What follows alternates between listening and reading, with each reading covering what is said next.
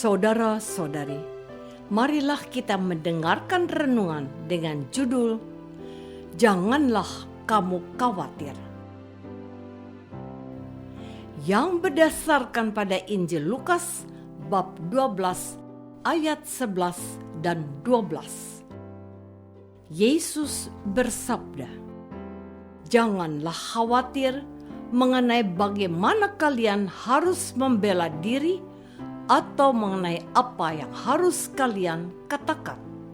Sebab apa yang kalian harus katakan itu akan diajarkan oleh Roh Allah kepadamu pada waktunya." Dalam nama Bapa dan Putra dan Roh Kudus. Amin. Saudara-saudari terkasih dalam nama Tuhan Yesus Kristus. Pada suatu ketika Yesus mengingatkan para muridnya.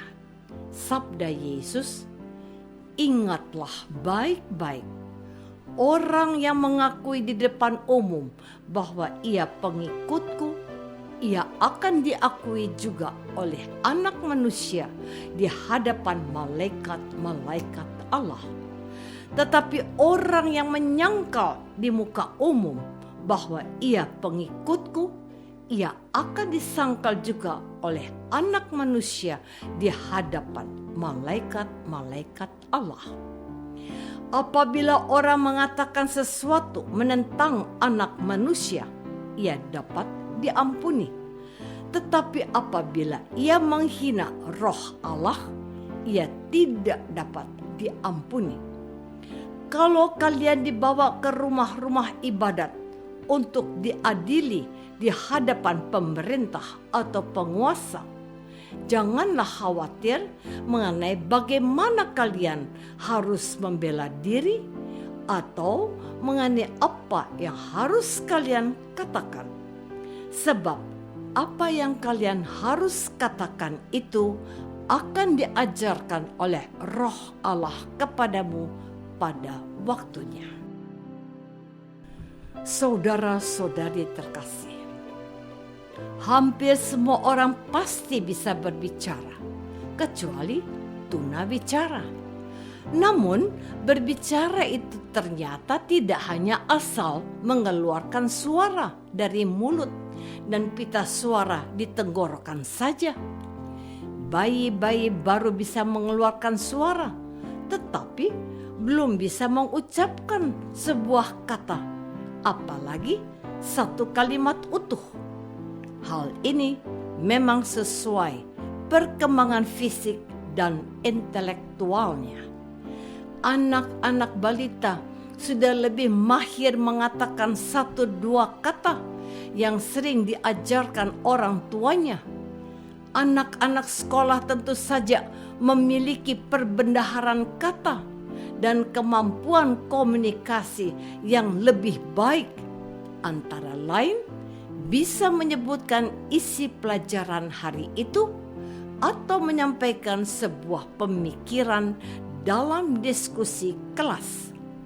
Semakin tinggi tingkat pendidikan, akan semakin canggih pula komunikasi yang dilakukan.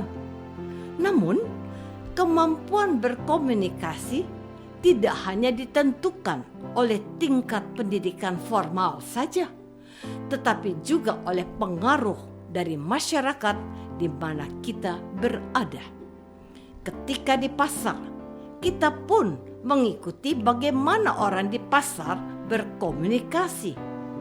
Ketika berada di tempat ibadah, kita pun akan berbicara selayaknya orang beragama. Ketika di kantor pemerintahan, kita pun memakai tata cara berkomunikasi formal. Peribahasa mengatakan, di mana bumi dipijak, di situ langit dijunjung. Begitu juga dengan cara berkomunikasi kita. Saudara-saudari terkasih, kemampuan berkomunikasi juga ditentukan oleh pekerjaan yang kita jalani selama ini. Ada banyak pekerjaan yang memang membutuhkan keterampilan berbicara di depan umum. Guru menjelaskan materi pelajaran di depan kelas. Pemandu wisata menceritakan objek wisata kepada peserta wisata. Pemuka agama berkhotbah di hadapan umat.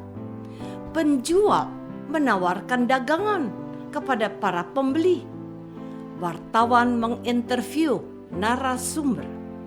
Tentu saja mereka dilatih secara khusus agar menguasai cara berkomunikasi yang baik sesuai tujuan pekerjaan itu. Memang ada orang-orang tertentu yang memiliki talenta di bidang komunikasi ini. Tetapi secara umum setiap orang bisa berbicara dan bisa dilatih berbicara. Ada banyak orang yang menjadi terkenal dan kaya karena kemampuan berkomunikasi ini. Salah satunya adalah Soekarno, Presiden pertama Republik Indonesia, yang mempesona rakyat yang mendengarkan pidatonya. Kita kenal pula Bung Tomo yang melalui radio perjuangannya membakar perjuangan arek-arek Surabaya tahun 1945.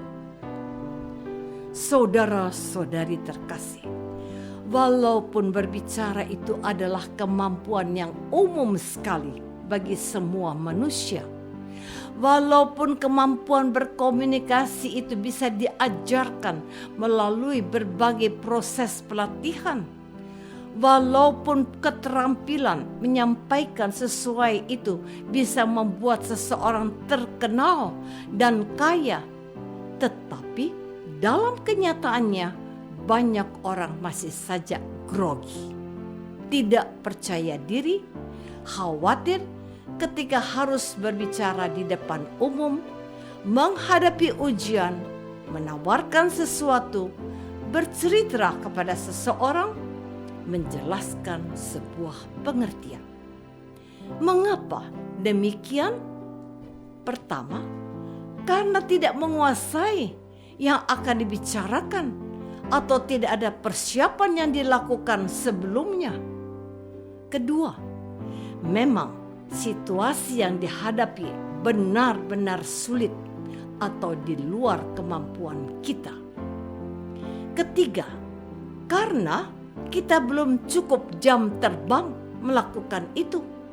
Masalah-masalah itu bisa diatasi dengan berlatih terus-menerus. Mewartakan iman kita tentu saja semakin sulit.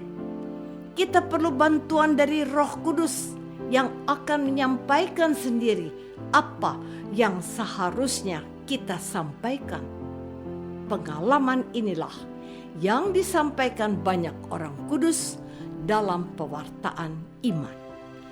Salah satu contoh adalah Santo Yohanes Maria Vianney, yang walaupun kemampuan sekolah kurang dan tidak memiliki keterampilan berbicara yang hebat, tetapi berhasil mempertobatkan banyak orang karena bantuan Roh Kudus. Apakah kita berbicara dengan sopan menurut etika yang berlaku di masyarakat? Apakah yang kita sampaikan adalah kabar gembira bagi orang lain? Marilah kita berdoa. Ya Tuhan, kami dianugerahi kemampuan berbicara untuk menyampaikan kabar gembira bagi orang lain. Semoga kami belajar dari Roh Kudus yang mewartakan kabar gembira dari surga. Engkaulah Tuhan kami, kini dan sepanjang masa. Amin. Semoga kita semua selalu dinaungi dan dibimbing oleh berkat Allah yang Maha Kuasa, Bapa dan Putra dan Roh Kudus. Amin.